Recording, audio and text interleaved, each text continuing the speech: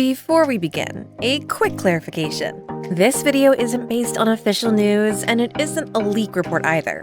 Well, kind of. I know the title might suggest something big and confirmed, but that's not what I'm here to do. Instead, what I have today is something different. Not a rumor, neither a guess, but something that could change the way we look at Columbina. And it's deeper than what any leak could show right now. So yes, just like the thumbnail says, we literally have Columbina's kit leaked before our very own eyes. This is no speculation. Nope, it's better than that. In fact, it's overlooked evidence. So today I'm gonna reveal what's been hiding in front of us this entire time. Today I'll cover the 7 main leaked parts of Columbina's kit with evidence backing it up. So firstly, let's start with her role. Now surprisingly enough, Hoyoverse has a clear pattern in this type of stuff. It's honestly been slapped in our faces the whole time and we've said absolutely nothing. You see, back in 1.0, when Venti was released, he was made to be a DPS. Basically the DPS of his, or her, era.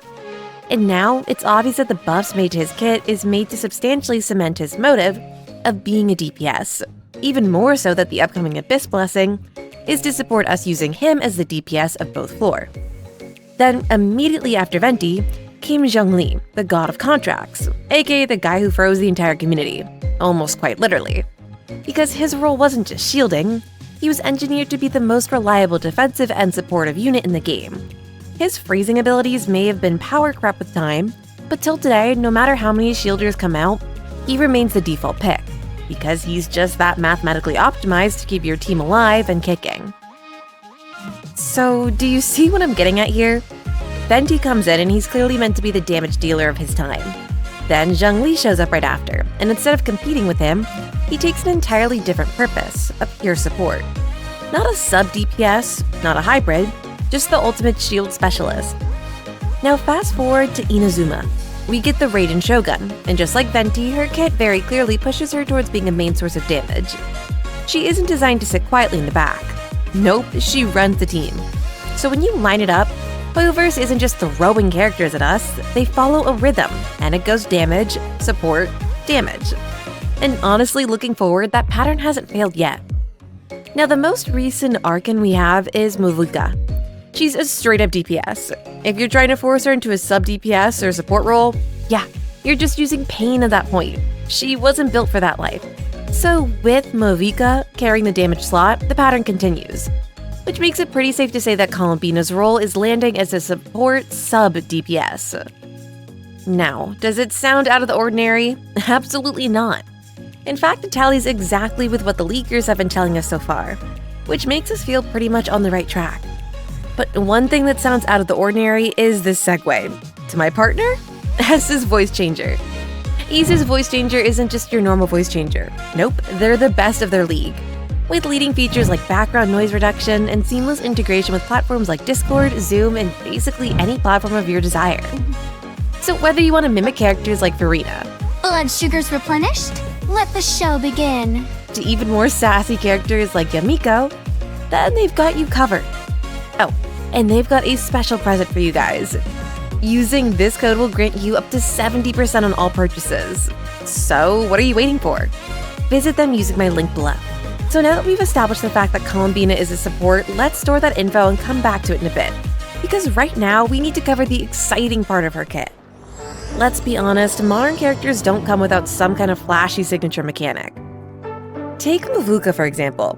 She's a unit that fully eats up Night Soul, not just in combat, but even for exploration. She's versatile, stylish, and genuinely fun to use. And yet, Columbina's marketing has already surpassed hers, and the character isn't even out yet. We can literally feel her aura from 10 patches behind. So if Hoyoverse is hyping her up this hard, they're not doing it for nothing. We should expect Columbina to bring something even more outstanding to the table, and Hoyoverse definitely knows that. Let's be honest for a second, people love to say Genshin isn't improving, but if you actually look at every archon, there's a clear power creep happening. Each one is a step up both in design and mechanics. So with that in mind, it's not wild to assume Columbina will do something beyond what Movuka already brought.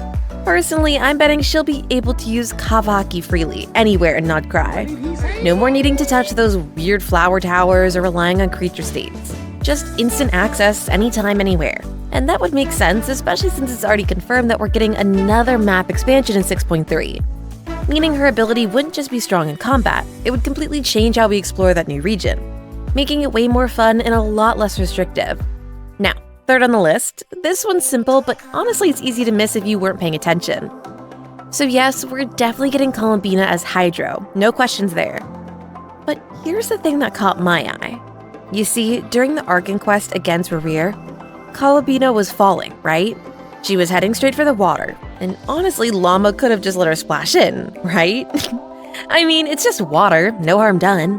No need to waste concentration since it's just water. But nope, she can't touch it. The same way she can't touch this top-up discount at LD Shop. Okay, I'll stop. But yeah, don't forget to grab their savings. It's free with no strings attached. This isn't even sponsored, but can't resist telling you guys about the discounts. So, back to Columbina. Here's the kicker. If you were to activate Farina's scale and fall into water, you'd smack into it like a brick wall. So yeah, from that tiny but telling detail in the quest, it's safe to say Columbina will probably be able to walk on water. If you don't believe me, then let's take a little stroll down memory lane. You see, Genshin has a history of giving characters the ability to traverse water, or at least survive on it for a bit. Movuka has her bike, Mualani has her shark, Mona could spring across water back in 2.0. Ayaka literally glides over it, and Farina, as expected, her goddess can walk on water forever. The pattern's clear. Every region has had at least one character who can master water traversal. Mondstadt, Mona and Kaya. Inazuma, Ayaka and Kokomi. Fontaine, Farina, of course. Liu got skipped, probably because it's low on water. And lastly, we have Natlan, where your night soul bar is the limit. Heck, even Verisa, a girl who's inspired by a cow, can literally walk on water. So yeah, putting two and two together, I'm confident Columbina will be able to walk on water too. It'd honestly be ridiculous if she couldn't. Speaking of walking on water, that brings me to my fourth point, Columbina's movement. From what we've seen in the Archon quest and other footage, her running style is different, but in a good way. It's like she's gliding across the ground or something. So my guess, this could either be her alternate sprint or maybe her standard walking style. Basically someone like Xianyun, but permanently gliding around. Honestly, it sounds super fun, and I'm confident it's going to be a core part of her kit. Because let's be real, Hoyoverse doesn't just tease mechanics without planning to implement them. In fact, the next 5 patches have basically already been designed, stored, refined, and tested by insiders. The future of Genshin is pretty much locked in, and the animators who bring these cutscenes to life, yeah, they've been dropping hints at us this whole time. And let's be honest, Llama and Flans didn't float, so why did they make Columbina float? Exactly, it's not just random, it's all planned. Now, all of that is just the tip of the iceberg. Let's dive into something bigger, an expansion on her actual kit. See, we've just gone over her extras and quirks, but now it's time to focus on her supportive capabilities. In this chapter, we're really gonna unpack what she's meant to bring to the team. Here's the thing I've noticed.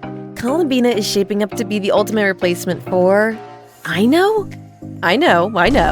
Some of you are probably sitting there like, I know, no way, this can be real. But trust me, I know where I'm heading at, so sit back, relax, and let me cook. Here's the thing. One thing nod-krai has been seriously missing lately is a character who can reliably provide Ascendant Gleam while also delivering solid Hydro application.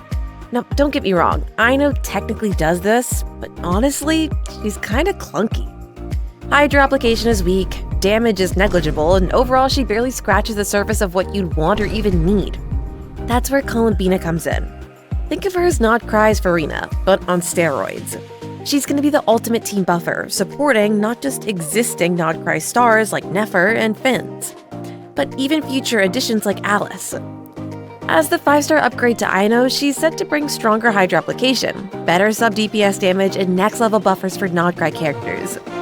Basically, she's filling a long overdue gap while making your team way more efficient and fun to play. Okay, with that covered, let's talk about this 6th point I have about Columbina, and that's this stuff right here. Exactly. Look, I know Genshin won't just hint this once and never hint it again. Why would they just give her the ability to shield only to make her original kit have 0 shielding capability? That just doesn't make sense. So my point here is, they intentionally made the shield break to show that she's currently in a weakened state. Think about it. If she's supposed to be powerful enough to protect herself and others, then a paper-thin shield is basically Genshin saying, relax, she's nerfed right now. Even Arlecchino literally mentioned that Columbina is weaker than expected in her current condition. So what if this isn't even her true form yet? I genuinely believe that over time, she'll regain her power, and this is exactly what leads me to my 7th point. Columbina will most likely have a 2-stage shielding mechanic. The reason her shield broke isn't because she's bad at shielding, it's because she's in a weakened state. So if she becomes playable, I think we'll literally get 2 versions of her in one kit. Weakened Columbina and Awakened Columbina. Maybe her shield only becomes available when around 50% of her energy bar is filled. Kind of like how Malikor or Skirk need their burst to show their real form. At this stage she can shield, but it's still limited, reflecting her suppressed power. But then once her energy hits 100%, that's where the real shield drops. At that point, her shield will be something substantial, something worth using, and something better than 50% power. And finally, something that we can be comfortable with. And with that said, I truly hope that you guys are comfortable with this video I made. Keep in mind that maybe about 80% of things in this video may come true, because let's be honest, some of the things added to her kit during Archon Quest might be just for marketing gimmicks. It's honestly difficult to separate. But for now, this is my hot take on Columbina's kit. This is what I expect from her. I could be disappointed on release, but I'm sure I'm not far off from the truth. That said, I'd love to hear your thoughts so the comments are open. Hopefully I look back at this video and I see praises in the comments about how I was able to predict Columbina's kit. Who knows? Lastly, don't forget to visit EaseUs voice changer using my link down below. And if you want to enjoy all the features at record low prices, then feel free to save using the code in the description. Be quick though. Those codes expire, so catch them as fast as you can. And with that said, that is a wrap. Feel free to check out my other videos, like this quick info on everything coming in 6.2, or this one, about my last banner lineup predictions. An updated one is coming soon, but before then, this is the most accurate one so far. Anyways, I'll catch you in the next one. Bye!